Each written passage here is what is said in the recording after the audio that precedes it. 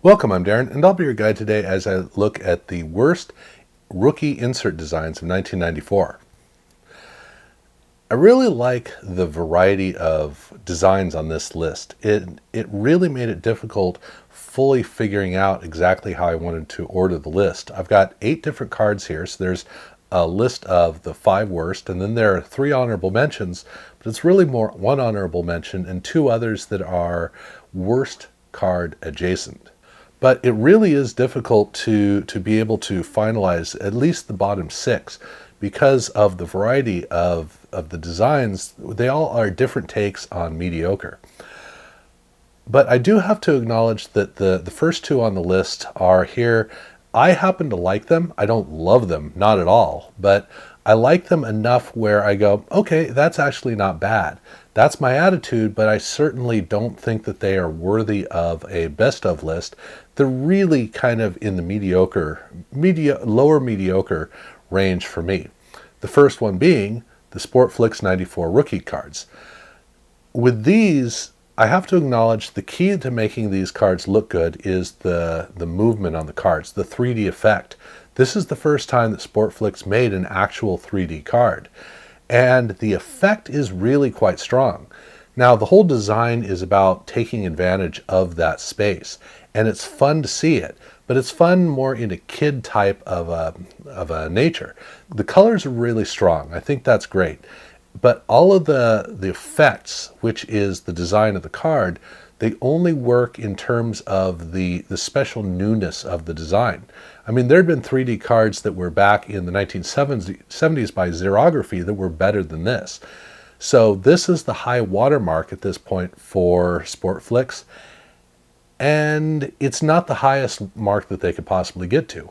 But I do like how the card comes across for what it is. I also like the Super Rookies from Score Rookie Traded.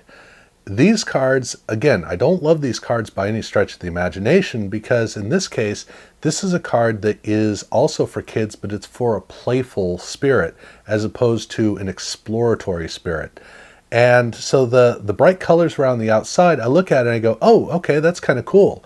I don't enjoy looking at the card, but I also have to say that the chromed surface of the card it tones down the colors, which helps to soften the impact of the card, but it also softens the opportunity for the card to really read well and be engaging. So it's a card that has the ability to be worse and the ability to be better at the exact same time. I'm okay with it. I don't think that it's a problematic card, but it's not a card that I want to spend a lot of time looking at, but it is catchy. And that distinction that this card has is something that's very unique on this list. So it's it's really the main reason why it's out here just outside of the main group of worst cards. But I do have one true honorable mention, which is the Football Flair Wave of the Future cards. These cards are way too much. The bold colors and the so the design on the card is very limited in order to get just kind of a wave effect, sort of. I mean, on the Trent Dilfer card, it is definitely a lot stronger. And with the right colors, like if it was the Buffalo Bills, the Trent Dilfer card might have actually worked better.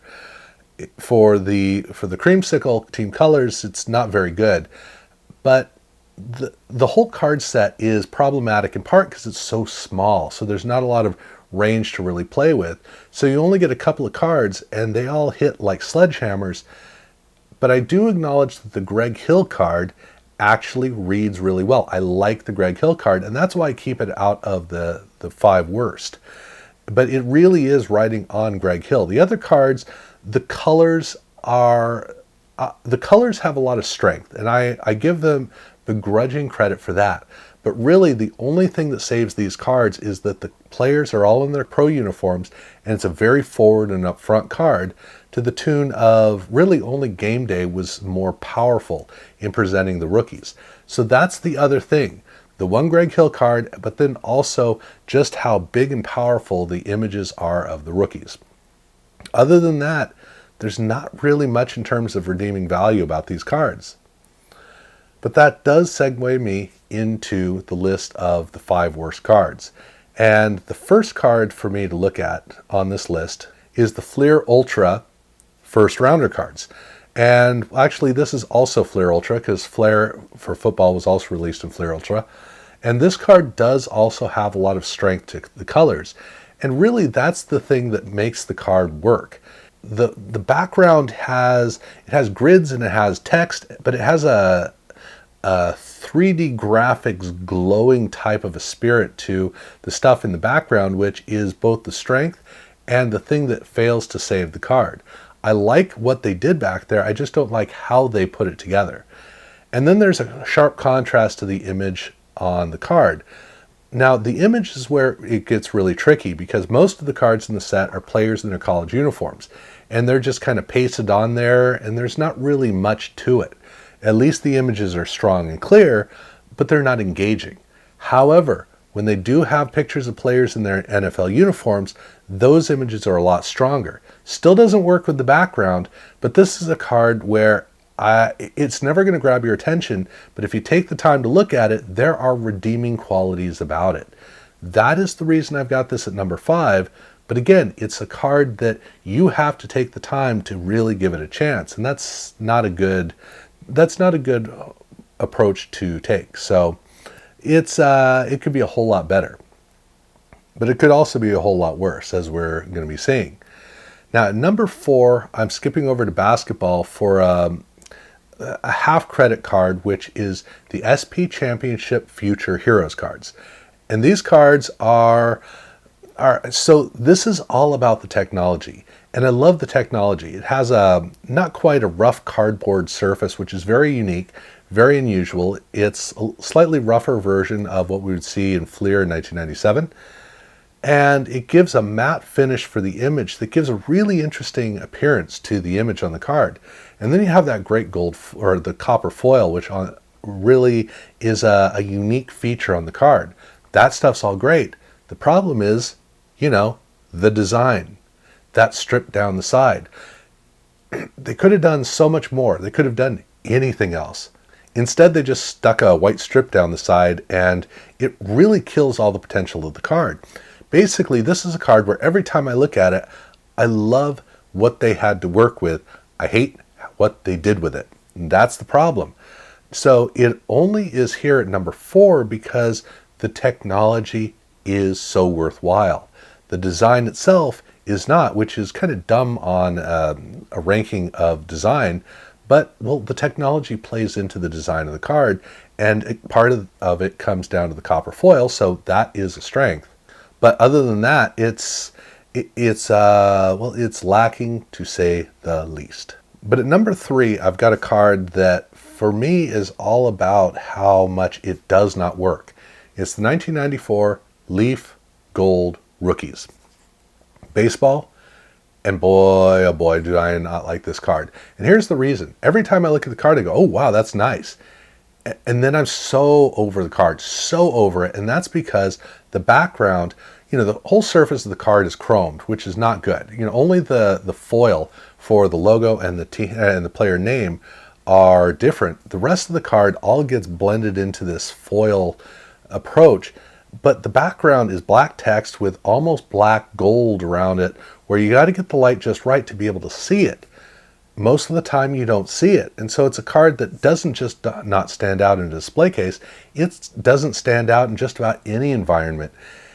Whenever I look at the card, if I've got it in the right light, I'm positive about it. If it's not in the right light, I just kind of skip past it like, what? I don't even care. I don't even care. That's the problem with this card. It's too finicky. And even when the light does come through, there's really nothing special about the card. So for me, I'm not going to say it's an afterthought as much as it was an idea that was never worked through. It was cranked out, and I don't think that they succeeded with it. Now, at number 2, I'm moving back over to basketball to the Fleer First Year Phenoms cards, which are... This card has always amazed me in terms of just how bland and pointless it seems. Every single card has a unique image that is repeated 4 times for the background, all in different colors. Now the colors are not strong and they are consistent from card to card, and so they just become like white noise. They're a boring white noise. I mean, to me, this is like a 1960s, 70s kitchen decor type of a color palette, which isn't great, and design aesthetic as well, which again isn't great. So the card, right from the outset, the card just, it's too toned down. And then you have the whole effect, which is the images peeling back and the player coming out of it. But all of that is too busy, and so the player isn't really distinct on the card. In fact, it kind of blends into the cards, so that the thing that's distinct about these cards is those dumb 4 images around the outside, card after card after card. They're white noise cards. These are pack fillers. In everywhere they're pack fillers, and that's unfortunate because you're supposed to be celebrating a rookie, and the rookie is not even celebrated on these cards. He's in there somehow, somewhere, sort of, but that's about it. This is a definite casualty of the whole Fleer. We're going to come up with so many inserts that there's one in every single pack. Some cards are going to really suffer from that, and this one certainly did. But it didn't suffer quite as much as number 1, which is Fleer in football, the NFL Prospects cards.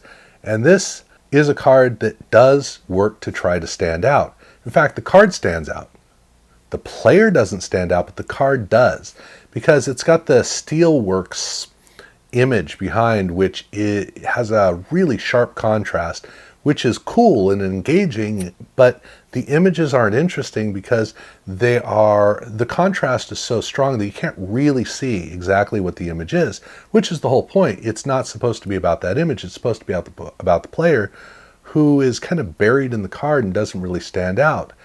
And the players are in their college uniforms, which does not help at all, which makes this card just, it's a disappointment at every single level. There's not a consistent design from card to card to card. It's good enough, but there's nothing to draw me in. There's nothing to hold me with the card. All of that is just a complete disappointment. So whenever I look at this card, I just go, oh, yeah, that's right. Fleer added these in packs as well. They're pack filler. That's all they are. They're pack filler. You get the set done and you move on, because it doesn't even have the consistency that the first year Phenoms cards had, which wasn't much, but at least it did hold things together. In the case of these, even for an individual card, why do you care? That's the best way to describe it. Why in the world do you even care? This is definitely the low mark for me, at least for me personally. But yeah, that's the way that I rank the worst insert designs, or rookie insert designs of 1994 across all 4 sports. So do let me know in the comments below if you think that I have the order wrong, which I can see some of these being in the wrong order, others definitely not. I am curious to hear about that. Also, if you haven't subscribed, I do urge you to do so. I've already been doing just about everything from 1994, so if you haven't seen those, do check them out. Thank you very much for watching.